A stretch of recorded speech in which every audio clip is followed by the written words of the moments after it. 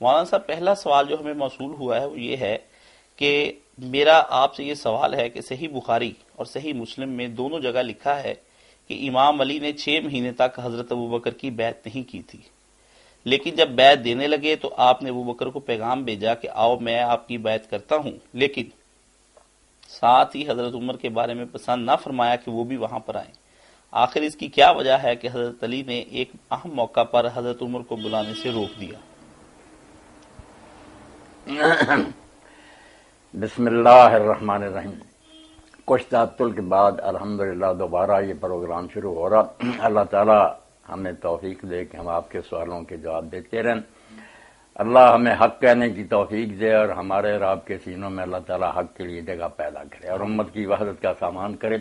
تو یہ پہلا سوال جو حضرت علی رضی اللہ عنہ کی بیعت کے بارے میں کتابوں میں بے شک ایسا بھی ہے کہ اسی دن حضرت علی رضی اللہ عنہ نے بیعت کر لی تھی حضرت زبیر رضی اللہ عنہ، مگر میں ایسی باتیں جو زیادہ مستند نہیں ہیں ان کی طرف نہیں جاؤں گا۔ ٹھیک ہے، صحیح بخاری اور صحیح مسلم میں جو بیان ہے وہی ٹھیک ہے کہ 6 ماہ تک انہوں نے بیعت نہیں کی، بعد میں بیعت کی تو اس میں بھی یہ بات کہی کہ تنہا آپ آئیں۔ یہ نہیں کہا تھا کہ حضرت عمر نہ آئے، یہ راوی نے اپنی طرف سے ہی نا وضاحت کی ہے کہ حضرت عمر کے آنے کو ناپسند کیا۔ ان کے الفاظ میں صرف یہی تھا کہ آپ تنہا آئیں۔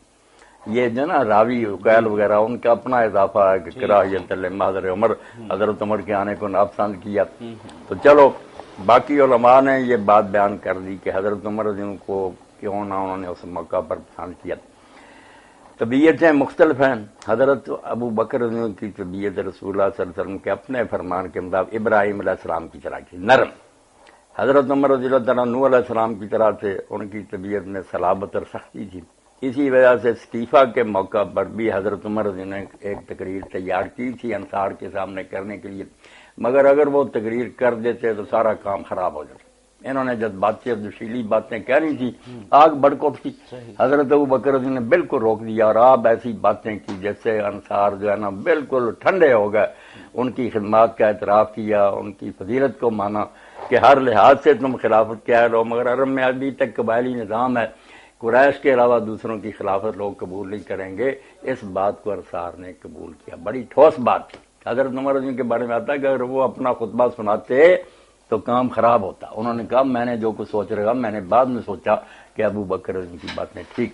یہی وجہ تھی کہ حضرت علی رضی اللہ عنہ نے کہا کہ 6 ماہ ہم ناراض رہے ہیں، اب کچھ ہمارے دل مائل ہوئے ہیں کہ چلو ہم مسلمانوں کا ساتھ دیں۔ تو حضرت عمر رضی اللہ عنہ اگر آئے نا تو ان کی طبیعت میں وہی سختی اور جذباتیت ہے، اگر انہوں نے پھر کوئی تیش کی باتیں کی تو پتہ نہیں پھر ہمارے دل جو ہے نا ان میں انقباض پیدا ہو جائے اور ہم پھر سے اپنے ارادے سے ہٹ جائیں۔ اس لیے انہوں نے یہ بات کہی، ورنہ حضرت عمر رضی اللہ عنہ سے وہ کوئی نہیں ناراض تھے، ساری عمر ان کا ساتھ دیا۔ اور حضرت عمر رضی اللہ عنہ جو کہا کہ آپ تنہا نہ جائیں، وہ بھی یہ بات نہیں تھی قتل کر دیں، یہ کہ حضرت ابو بکر ہیں نرم، انہوں نے اگر زیادہ باتیں کی نا کہ حضور کے ہم وارث سے آپ کے رشتہ دار سے ہمیں نظر انداز کیا گیا، جیسے کہ حضرت علی رضی اللہ عنہ نے اس موقع پر کہا بھی کہ ہمیں کوئی حسد نہیں آپ سے، نہ ہم خلافت کے کوئی حریص ہیں، مگر حضور کا خاندان ہونے کی وجہ سے ہمارا اتنا تو مقام تھا نا کہ مشورے میں ہمیں شریک کیا جاتا، آپ لوگوں نے ہمارے مشورے کے بغیر یہ حکومت سنبھالی۔ تو ان کی باتوں سے پھر حضرت ابوبکر رضی اللہ عنہ بھی روکتے رہے۔ تو اب حضرت عمر اس بات سے ڈر گئے کہ کہیں وہ ایسی باتیں نہ زیادہ کریں کہ حضرت ابوبکر کوئی اور ہی فیصلہ کرنے پر مجبور ہو جائیں، نرم طبیعت آدمی ہے، اس لیے انہوں نے کہا کہ تنہا نہ جائیں۔